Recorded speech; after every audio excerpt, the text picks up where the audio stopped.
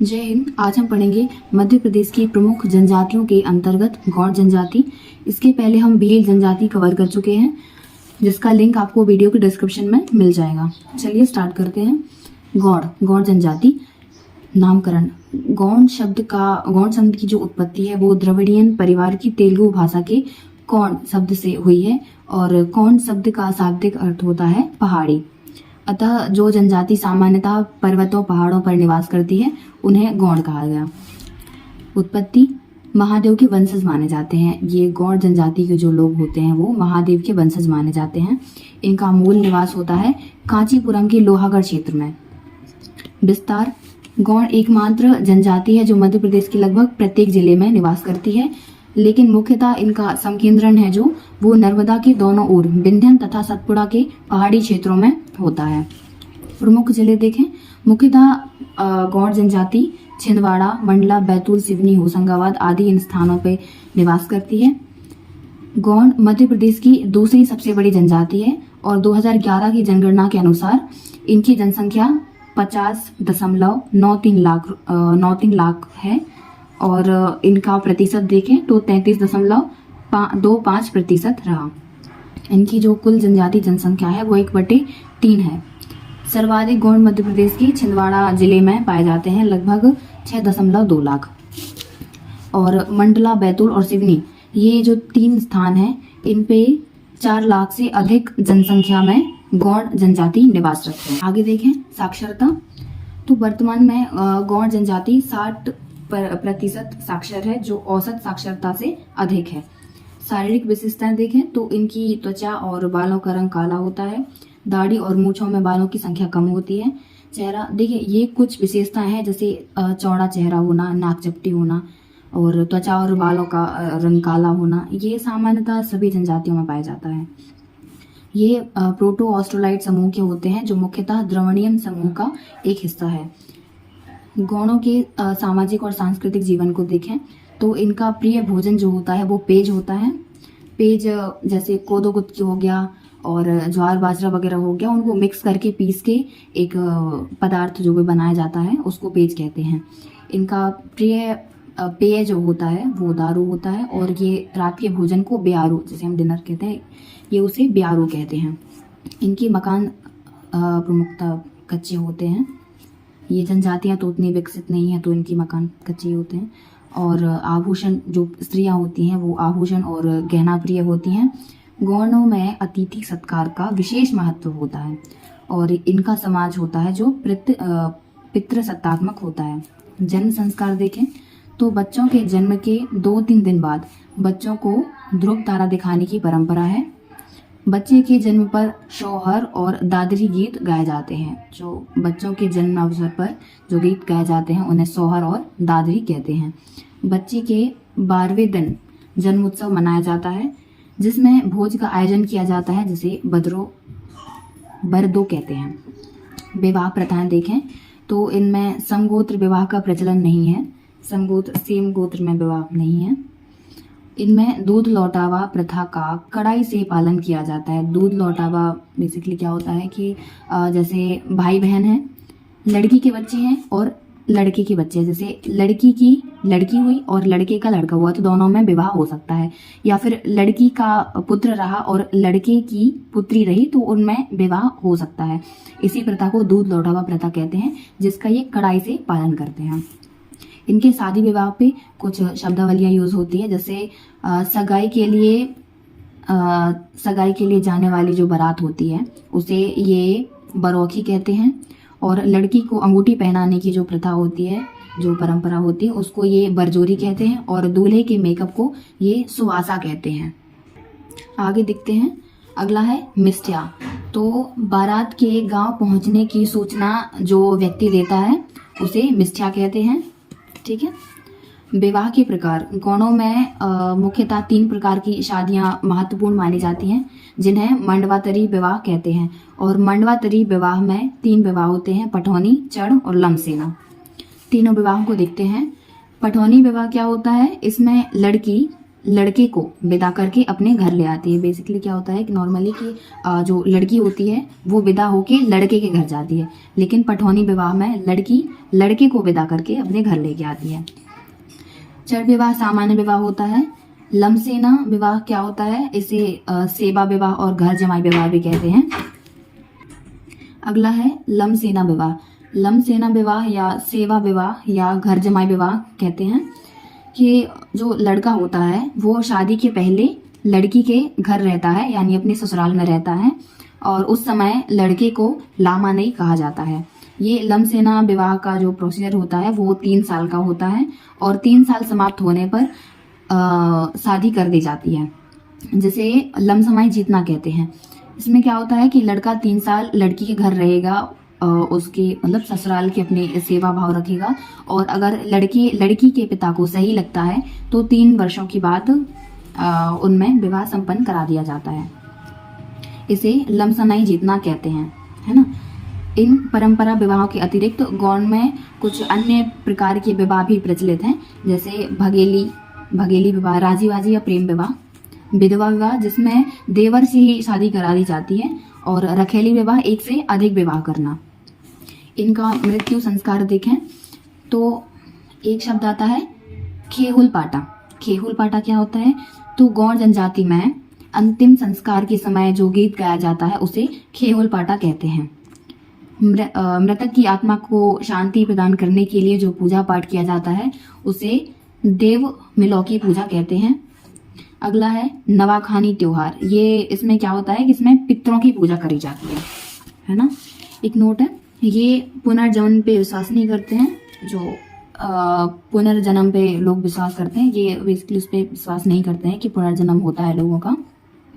इनमें 2 तरह के अंतिम संस्कार किए जाते हैं, एक होता है दफनाना और दूसरा होता है जलाना। तो जिन व्यक्तियों की किसी मृत्यु हो जाती है, जैसे सर्प के काटने से, और कुछ जैसे बीमारी हो गई, जैसे कुष्ठ रोग या ऐसा कुछ संक्रमण रोग हो गया, तो इन्हें लगता है कि जलाने से वो जो संक्रमण रोग है वो किसी और को भी लग सकता है, इस वजह से ये उस व्यक्ति को दफनाते हैं।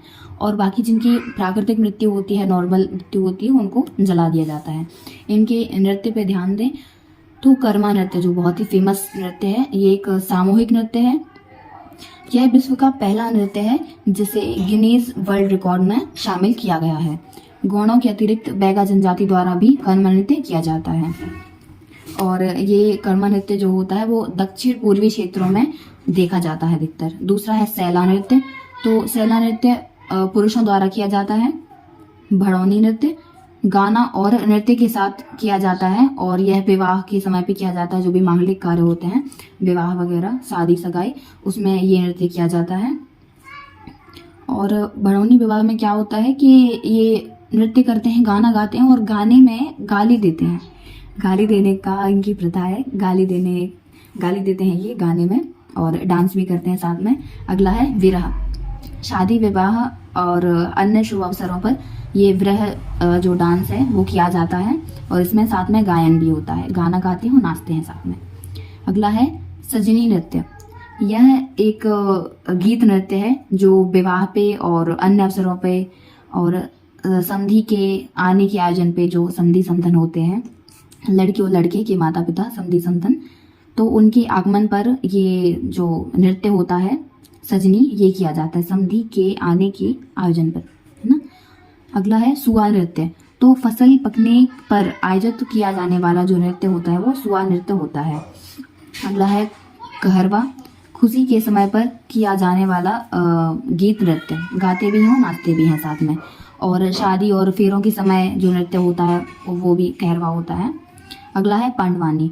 तो पांडवानी जो नृत्य गायन है ना, उसमें क्या होता है कि पांडवों की कथा पर आधारित होता है, और इसकी प्रमुख कलाकार जो हैं वो तीजन बाई हैं। आगे देखते हैं गौड़ों की चित्रकारी पर ध्यान दें तो नौ डोरा, यह एक भित्ति कला है। इसमें दीवालों पर मोर और विभिन्न प्रकार के पशु पक्षियों को उकेरा जाता है, और इनके प्रमुख चित्रकार जो है नर्मदा प्रसाद, जमगढ़ से श्याम, आनंद से श्याम, कलाबाई और लकर से श्याम, जो इनके प्रमुख चित्रकार हैं।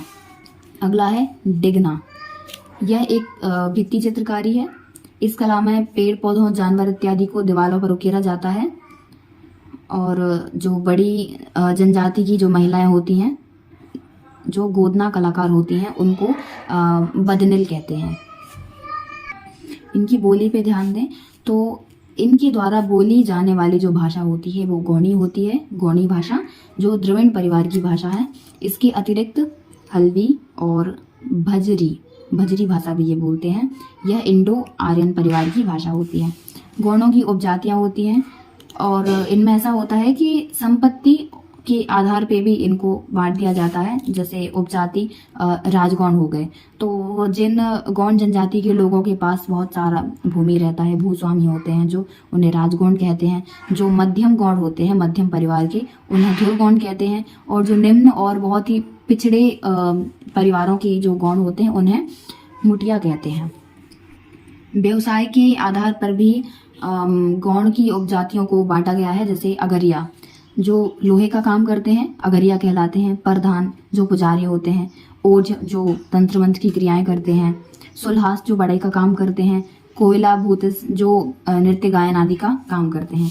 इनके सामाजिक संगठन जो होते हैं वो है मुकद्दम। जो गांव का मुखिया होता है गौण जनजाति में, उसको मुकद्दम कहते हैं। और जो गांव का चौकीदार होता है उसे कुटवार कहते हैं। जो गांव का पंडा होता है, पंडित, उसको बरुआ कहते हैं। और गांव का जो समन्वयक होता है उसे गुनिया कहते हैं। आगे देखते हैं इनके पर्व और त्योहार। तो गौड़ जनजाति मुख्यतः 7 प्रकार के त्योहारों को मनाती है, जो होते हैं बिद्री, बकवंदी, हरडीली, नवाखानी, जावरा, छेत्रा और मड़ई। पहला देखते हैं विद्री। विद्री में क्या होता है? गौड़ जनजाति विद्री पर्व में बादल की पूजा करते हैं और ये बादल के साथ धरती की, अन्न आदि की पूजा करते हैं। और यह पूजा जेठ माह के किसी भी तिथि पर आयोजित की जाती है। अगला है बकबंदी। इसमें क्या होता है कि पंडा पलाश के पौधों को लेकर जड़ में हल्दी को मिलाकर मंत्र वगैरह बोलकर और युवक की कलाई पर रेसे की तरह बांधते हैं। एक प्राकृतिक तरीके का रक्षाबंधन होता है। अगला है हरिडीली। इसमें क्या होता है? श्रवण मास के अमावस्या के दिन ये मनाया जाता है और इसमें बैलों की पूजा होती है। नवाखानी में क्या होता है? यह भाद्र मास के शुक्ल पक्ष को किसी भी तिथि पर मनाया जाता है और इसमें फसल और पितृ पूजा होती है। जो पितृदेव होते हैं उनकी और अपनी फसल की पूजा होती है। अगला है जवारा। ये साल में 2 बार मनाया जाता है, पहली बार चैत्र में और दूसरी बार कार्तिक माह में। अगला है क्षेत्रा में क्या होता है? ये पौष के माह की पूर्णिमा के दिन मनाया जाता है। अगला है मड़ई दिवाली की अमावस्या को मनाया जाता है। गौड़ों के आर्थिक जीवन को देखें तो आर्थिक जीवन कैसे इनका व्यतीत होता है। इनकी प्रमुख आर्थिक क्रियाकलाप जो होती है वो कृषि होती है, जिसे ये बारी नायक कहते हैं। कृषि के अतिरिक्त ये वनोपजों को, जैसे लकड़ी हो गया और सूखी लकड़ी, गीली लकड़ी, इनको एकत्र कर लिया, फूल पत्ती जो हो गए उनको संग्रहण करना, और जो शिकार होता है, शिकार करना, तो ये उनके आर्थिक क्रियाकलाप हो गए जिनसे इनका जीवन यापन होता है। गौड़ों का जो धार्मिक जीवन होता है, इसमें ये देखें तो इसमें ये आत्मावादी होते हैं, आत्मा पर विश्वास करते हैं। हालांकि ये पुनर्जन्म पर विश्वास नहीं करते, लेकिन ये आत्मावादी होते हैं। कि अंधविश्वासी होते हैं, तंत्र मंत्र पर विश्वास करते हैं और टूटने टोटके आदि पर विश्वास करते हैं। गौड़ जनजाति के प्रमुख देवी देवताओं को देखें तो इनमें एक होते हैं बड़ा देव। सबसे बड़े भगवान शंकर जी का रूप माना जाता है इनको, बड़ा देव को। एक होते हैं ठाकुर देव, ये गांव के देवता होते हैं जो कि गांव की रक्षा करते हैं। नारायण देव जो घर घर के रक्षक होते हैं। लोहासुर जो अगरिया जो उपजाति होती है, गौड़ जनजाति की उपजाति अगरिया जनजाति, तो लोहासुर इनके ये देवता होते हैं। अगले हैं धमसेन देव। ये जो बड़े देव होते हैं इनके सहायक होते हैं। ये बड़े देव हैं जो शंकर जी के रूप माने जाते हैं। ये धमसेन देव है ना, उनके ये सहायक हैं।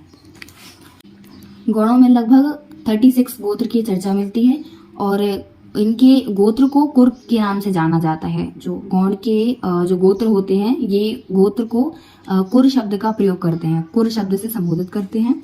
और गौड़ों के मोहल्ले को टोला कहा जाता है। 2019 में गौड़ी भाषा को मध्य प्रदेश पाठ्य पुस्तक में शामिल किया गया है।